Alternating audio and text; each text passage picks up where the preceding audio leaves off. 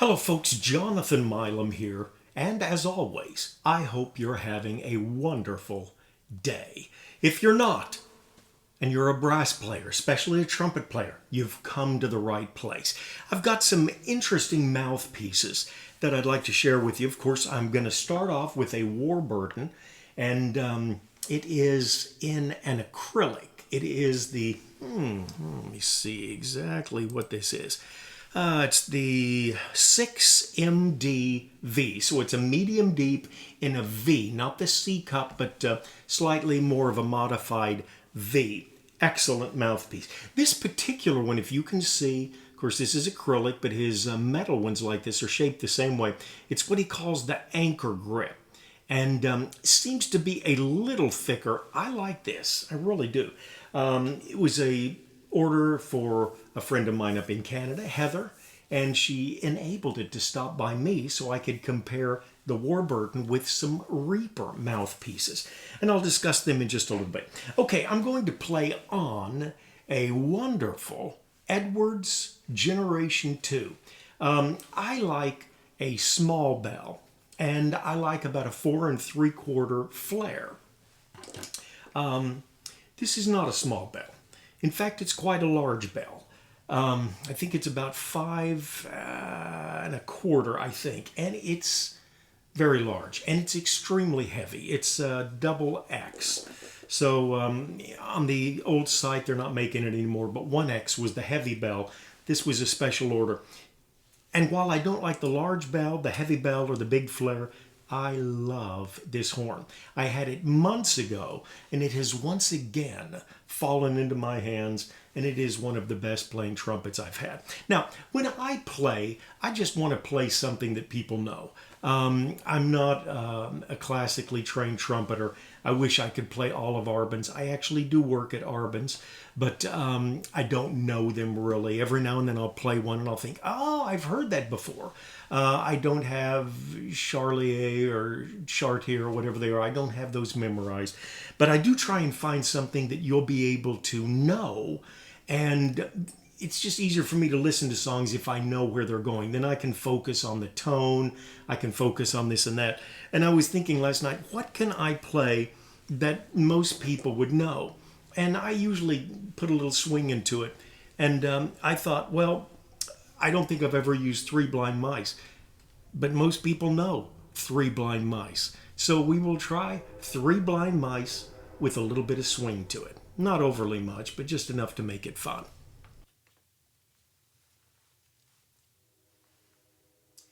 And this is with the Warburton 6MD-V. If you go right below the first line of the comments, any items that I have for sale, like possibly the Generation 2, Edwards got an excellent Yamaha Xeno 8335 here. Whatever I've got, mouthpieces, you'll find them at the first line link. It's a link to Trumpet Herald. But anyway, going to play the Warburton 6 Medium Deep V, and then I'll go to a Reaper that is similar. It's just not the V. It's a little bit more of a C cup shape, and they do sound similar. The next one might have a little bit more bite to it. Excellent mouthpiece, though. Warburton 6 Medium Deep V.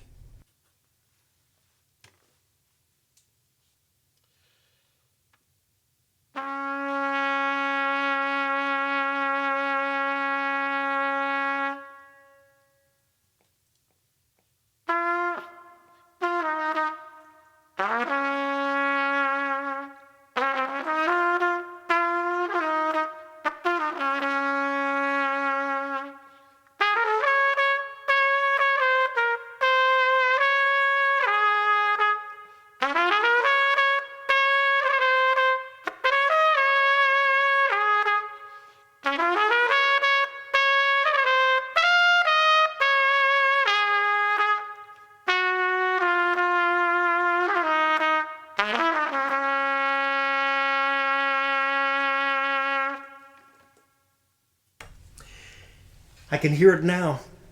There will probably be people all over the world that are playing Three Blind Mice in a swing type feel. Okay, now we're going to go to a Reaper mouthpiece. And these Reaper mouthpieces, did want to say, if you go directly to the bottom of the comments, you'll have to hit a more indicator there. You can skip directly from one mouthpiece to the next, omit the chatter. But for those that want to know, Reaper is a company I've just got acquainted with because Heather found it online.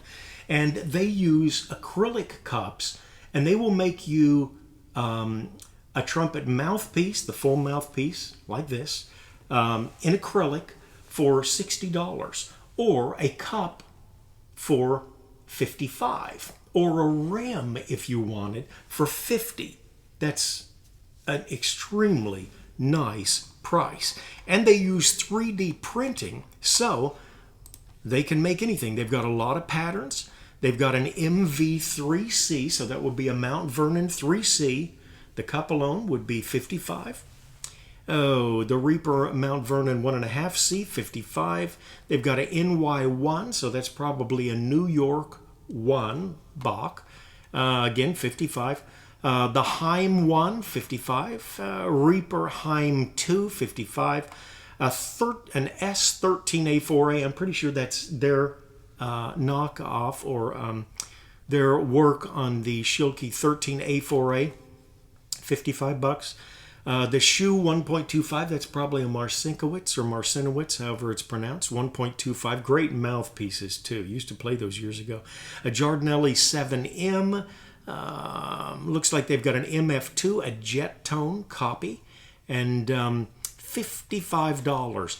And if you want your own custom mouthpiece, then you can tell them what rim size you want.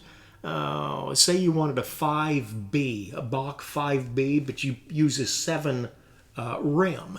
And so you could say, could you shrink that 5 down until it works with the 7 rim? Tell them what rim size you want, what cup you want, what throat you want. They go from 18 up to 30. If you're a lead player, you want that tight mouthpiece. I think there are definitely lead players that play with a 30. I thought one guy played with a 32. What backboard do you want? Standard, orchestral, commercial would be a little bit tighter. What blank? Do you want it to look like a Bach? Do you want it to be a real thin piece? Do you want it to look like a heavy piece?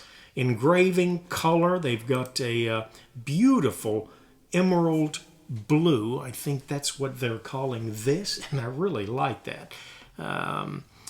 They've got the obsidian black here, or they also have a clear. So, anyway, just a great option. Now, this is similar to the Warburton 6 medium deep V that I played, but this is just a medium deep. It does have a little more C cup to it, so it should logically be a little bit brighter. And we'll give it a shot, that same classic number 3 blind mice.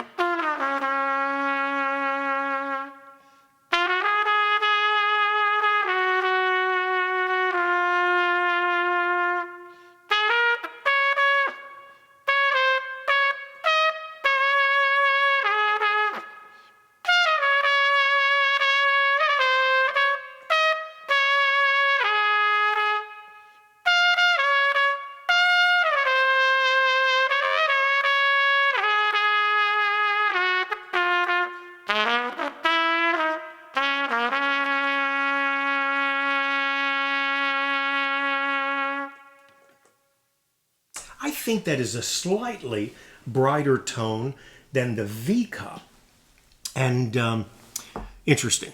Okay, someone years ago, might have been Trent Austin, put out a DS mouthpiece. I think it was a 3D, but the S made it a little smaller. I think it was kind of like a 5 diameter.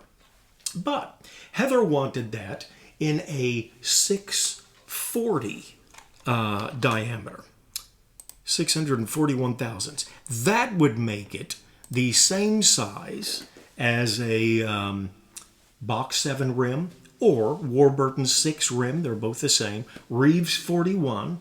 GR64. Wouldn't it be nice if they all used the same numbers? But they do not.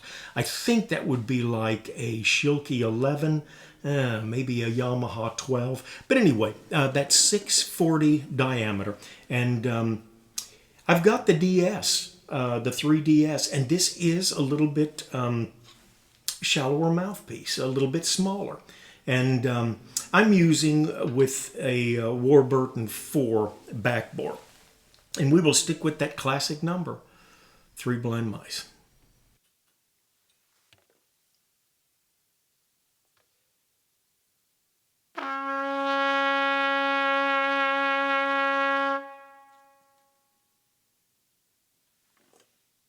I'm just going to raise this a note since it's a little bit more of a lead mouthpiece.